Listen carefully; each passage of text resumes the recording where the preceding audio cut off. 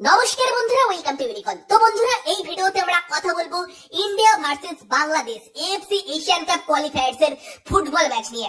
যেই ম্যাচটা 25শে মার্চ সন্ধ্যে 7টা থেকে হতে চলেছে শিলংয়ে জওহরলাল নেহেরু স্টেডিয়ামে। তো সেই ম্যাচটা নিয়ে আমরা কথা বলবো। সেই ম্যাচের আগে অনেক কিছু চলছে, ম্যাচে আমরা কি এক্সপেক্ট করতে পারি, ভারত কিরকম লাইন আপ নিয়ে নামতে পারে, সবকিছু নিয়ে আলোচনা করবো। ইন্টারেস্টিং ভিডিও হবে, লাস্ট অব্দি দেখতে থাকো। আমাদের চ্যানেলে প্রথমবার হলে আমাদের চ্যানেলটিকে সাবস্ক্রাইব করে তার পাশের বেল আইকনটাকে অন করে দিও। তো প্রথমত এই ম্যাচে একটা বড় আকর্ষণ হতে চলেছে হামজা চৌধুরী ভার্সেস সুনীল ছেত্রী। হামজা চৌধুরী ভীষণ বড় মাপের একজন প্লেয়ার, নো ডাউট।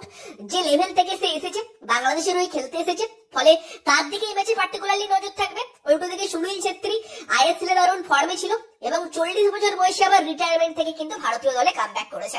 ফলে হামজা ভার্সেস সুনীল কিন্তু এই ম্যাচের একটা বড় আকর্ষণ হতে চলেছে।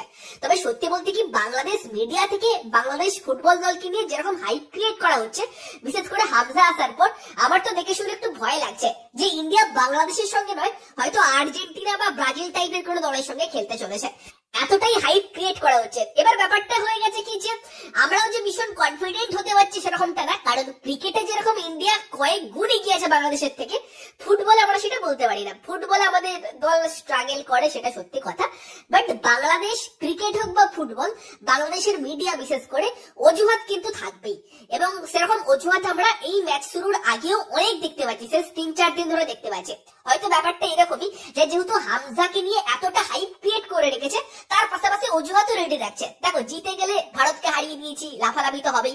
হামজা এসে ভারতকে হারিয়ে নিয়েছে, সেই নিয়ে তো কথাবার্তা বলবেই। কিন্তু যদি জিততে না পারে, তখন এই অজুহাত গুলো আগে থাকতেই ঠিক করে রাখছে। যার মধ্যে সব থেকে বড় অজুহাত যেটা দিচ্ছে, যে তাদেরকে নাকি মাঠ দেওয়া হয়নি। তারা 4-5 দিন ধরে এসে প্র্যাকটিস করতে চাইছে, এবং শিলংয়ে তাদের যে মাঠ দেওয়া হয়েছে সেটা ন্যাচারাল ঘাসের মাঠ নয়, তাদেরকে আর্টিফিশিয়াল মাঠে প্র্যাকটিস করতে দেওয়া হয়েছে, যেটা জওহরলাল নেহেরু স্টেডিয়ামের মেইন পিচ, সেই পিচ তাদেরকে ইউজ করতে দেওয়া হয়নি। এই নিয়ে বিশাল বড় কান্নাকাটি করছে। ভাই, এটা তো মানে মামার বাড়ির আবদার নয়, তাই না? সবকিছুর একটা রুলস থাকে, এবং ফিফার যা রুলস আছে সেটা হচ্ছে যে যেদিন ম্যাচ হবে, ম্যাচ ডে -1, ম্যাচের আগের দিন মেন স্টেডিয়ামে কোনো টিম এসে প্র্যাকটিস করতে পারবে।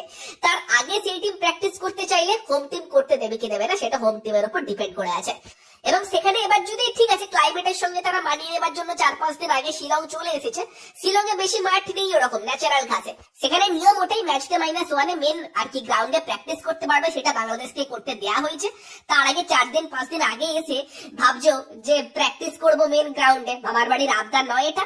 যেটা নিয়ম সেই নিয়মে চলতে হবে, আর ওরকম চাইলে হবেও না। এত ইচ্ছে হলে সৌদি আরবে যেরকম প্র্যাকটিস করছিল করে ম্যাচের আগের দিন আসতো, বা এটাও বলা হয়েছিল কলকাতার মতো জায়গাতে থেকে তারা প্র্যাকটিস করতে পারবে যেখানে ন্যাচারাল ঘাস আছে। না, আমরা শিলংয়ে চলে যাবো, ঘুরতে চলে যাবো, সেখানে যেটা পেয়েছে তাতেই খুশি থাকার কথা। সেই নিয়ে এত নাটক করছে, কি বলবো ভাই। অজুহাত মানে এত খুঁজেও পাই কোত্থেকে বলা মুশকিল। মানে বাংলাদেশের মাঠের অবস্থা দেখেছিলে? বসুন্ধরা কিংসের মাঠে মোহনবাগান যখন খেলতে গিয়েছিল, রং করে রেখেছিল, সবুজ রং করে রেখেছে। মাঠের অবস্থা এত জঘন্য, বসুন্ধরা কিংসের মাঠটা এত বাজে মাঠ ছিল যে রং করে খেলা হচ্ছিল, সবুজ যাতে দেখায় সেই কারণে সবুজ রং করে রেখেছিল। মানে কি অবস্থা ওদের, আমি ভাবি যে নিজেদের ওই অবস্থা, ওরা আবার ইন্ডিয়ার গ্রাউন্ড বিচার করছে, তাও শিলংয়ে। তো ঠিক আছে, তাদের অজুহাত তো কন্টিনিউ চলতেই থাকবে, শেষ 10 বছর ধরে দেখছি। বাট ম্যাচের ব্যাপারে কথা বললে, বাংলাদেশ এবং ইন্ডিয়া বড় ম্যাচ, নজরে কিন্তু হামজা চৌধুরী থাকবে। হামজা চৌধুরী যে লেভেল থেকে এসেছে, কোয়ালিটি প্লেয়ার, নো ডাউট। তবে যদি ব্যাপারটা এরকম হতো যে বাংলাদেশ এবং ইন্ডিয়ার ফুটবলের লেভেলের মধ্যে অনেকটা পার্থক্য আছে, ইন্ডিয়া অনেকটা এগিয়ে আছে, সেখানে আমরা এরকমটা বলতে পারতাম যে একটা হামজা চৌধুরী এসে বিশাল কিছু হয়তো পার্থক্য গড়ে দিতে পারবে না। তবে বলতে খারাপ লাগলো, বাংলাদেশ এবং ইন্ডিয়ার মধ্যে ফুটবল লেভেলের যে পার্থক্য বিশাল কিছু আছে সেরকমটা না। সেরকম সময় কিন্তু হামজা চৌধুরীর মধ্যে একটা প্লেয়ার যার মধ্যে কিছুটা আলাদা লেভেলের কোয়ালিটি আছে, ইম্প্যাক্ট কিন্তু রাখতে পারে। তবে এটাও দেখার যে হামজা হয়তো বাংলাদেশের দলের সঙ্গে একটাও কম্পিটিটিভ ম্যাচ খেলেনি। তো এবার বাকি যে বাংলাদেশের প্লেয়াররা আছে তাদের সঙ্গে হামজা চৌধুরীর কতটা আর কি মেলবন্ধন তৈরি হয়েছে, কতটা কম্বিনেশন তৈরি হয়েছে, সেটার দিকে নজর থাকবে। এবার হামজা যে কোয়ালিটির প্লেয়ারদের সঙ্গে খেলে থাকে, সেই কোয়ালিটি বাংলাদেশের বাকি প্লেয়ারদের থেকেও সে এক্সপেক্ট করতে পারবে না। ফলে কতটা মানিয়ে নিতে পারে সেটা একটা দেখার বিষয় কিন্তু এই ম্যাচে থাকতে চলেছে। বাকি বাংলাদেশের প্লেয়ারদের নিয়ে অত বেশি আমার আইডিয়া নেই, বাকি যারা আছে। হামজার দিকে অবশ্যই নজর থাকবে, হামজাকে পার্টিকুলারলি কোন পজিশনে ইউজ করে সেই দিকে নজর থাকবে। নর্মালি হামজা নম্বর 6 বা নম্বর 8 টাইপের প্লেয়ার যতটুকু দেখেছি, বাট হতে পারে বাংলাদেশের এই টিমের সে নম্বর 10ও খেলতে পারে, যে কোয়ালিটি সে নিয়ে আসে। বাকি বাংলাদেশের প্লেয়ারদের কথা বললে, যাদের যাদেরকে আমি আগে দেখেছিলাম, শেখ মোরসালিন বলে একটা প্লেয়ার ছিল, স্কোয়াডে আছে কি নেই আমি শিওর না, বাট ওই প্লেয়ারটার খেলা আগে দেখেছিলাম, বেশ ভালো লেগেছিল, ইমপ্রেসিভ লেগেছিল। তার সঙ্গে ডিফেন্ডার তপু বর্মনও কিন্তু ভালো খেলে, জামাল ভুঁইয়া আছে, এই কয়েকটা প্লেয়ারকে দেখেছিলাম যারা কিন্তু ভালো খেলেছিল। তো সেখানে দেখা যাক বাংলাদেশ কি করে। এবার যদি আমরা ভারতীয় দলের দিকে নজর দিই, ভারতীয় দলের সমস্যা হয়ে গেছে বেশ কিছু ইনজুরি, ছালতে মানভীরের মতো প্লেয়ারের আগে ছিটকে যাওয়া, দেন ব্রেন্ডনের মতো একটা কোয়ালিটি প্লেয়ারের হারানো, তো বেশ কিছু গুরুত্বপূর্ণ কোয়ালিটি প্লেয়ারকে কিন্তু ইন্ডিয়া হারিয়েছে। বিশেষ করে ছালতে তো একটা বিশাল বড় মিস এই ম্যাচের জন্য। তবে যদি ফার্স্ট আমরা ইন্ডিয়ার প্লেইং 11 নিয়ে কথা বলি, আই থিঙ্ক মনোলো 4-3-3 বা 4-2-3-1 টাইপের ফরমেশনেই যাবে, যেখানে গোলে ডেফিনেটলি বিশাল কাইতি স্টার্ট করবে। ডিফেন্সের কথা বললে লেফট ব্যাক সুভাশিস বোস, দুজন সেন্টার ব্যাক মেবি সন্দেশ সিংহের, রাহুল ভেকে, রাইট ব্যাক বরিস, নাওরেম রোশন, ভালপুইয়া, তিনজনের মধ্যে থেকে যে কেউ স্টার্ট করতে পারে, তিনজনেরই কোয়ালিটি আছে, দেখা যাক কে স্টার্ট করে। সেন্ট্রাল মিডফিল্ডে আই থিঙ্ক আপুইয়া তো অবশ্যই স্টার্ট করবে, আপুইয়ার পাশে আয়ুষ ছেত্রীকে আমরা দেখতে পেতে পারি। বাকি স্ট্রাইকার দেখতে পেতে পারি আমরা সুনীল ছেত্রীকে, লেফট উইং দিয়ে দেখতে পেতে পারি লিস্টন কোলাসোকে। বাকি দুটো পজিশনের কথা বললে নম্বর 10 এবং রাইট উইং, সেই দুটো পজিশনে নজর থাকবে। হতে পারে যে তোমার নাওরেম মহেশ, সে কিন্তু রাইট উইঙ্গার স্টার্ট করতে পারে, এবং লুইস ম্যাকার্টন তাকে কিন্তু নম্বর 10 খেলাতে পারে।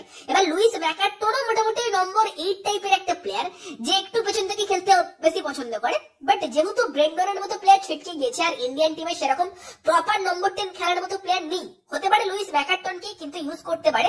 এবং লুইস ম্যাকার্টন কিন্তু অপোনেন্টের জন্য একটা ইরিটেটিং প্লেয়ার হতে পারে, সে যে টাইপের ফিজিক্যালিটি নিয়ে আসে, যেরকম খেলে হামজার মতো প্লেয়ারকে ইরিটেট করতে পারে ওই টাইপের পজিশনে খেলে।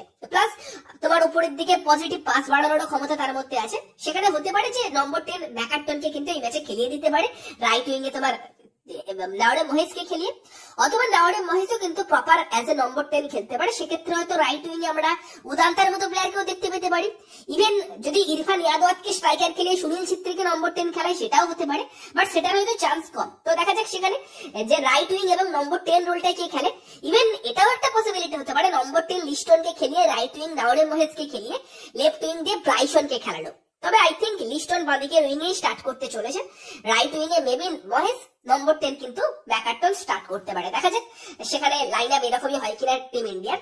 বাকি কি ব্যাটেলের কথা বললে সব থেকে বড় কি ব্যাটেল তো হতে চলেছে আপুইয়া ভার্সেস হামজা চৌধুরী। হামজা চৌধুরীকে নিয়ে এত কথাবার্তা হচ্ছে, বাট আপুইয়ার কি কোয়ালিটি সেটাও আমরা জানি। মোহনবাগানের মতো দলের মিডফিল্ড আপুইয়া একাই সামলেছে, কোনো বিদেশি মিডফিল্ডারের দরকার পড়েনি। তো হামজা বনাম আপুইয়া কিন্তু এই ম্যাচের সব থেকে বড় আকর্ষণ হতে চলেছে।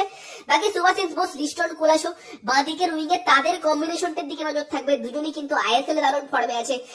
লিস্টন তোমার আগের দিন প্রথম গোলও পেয়ে গিয়েছে ন্যাশনাল টিমের জার্সিতে, অ্যাসিস্টও করেছে, এবং বাংলাদেশ ক্লাবদের এগেইনস্টে লিস্টনের পারফরম্যান্স বেশ ভালো, বসুন্ধরার এগেইনস্টে একটা হ্যাটট্রিকও আছে। তো লিস্টনের দিকে তো নজর থাকবেই, সঙ্গে অবভিয়াসলি সুনীল ছেত্রীর দিকে নজর থাকবে। নাওরেম মহেশও কিন্তু এই ম্যাচে একটা ভীষণ গুরুত্বপূর্ণ প্লেয়ার হয়ে উঠতে পারে।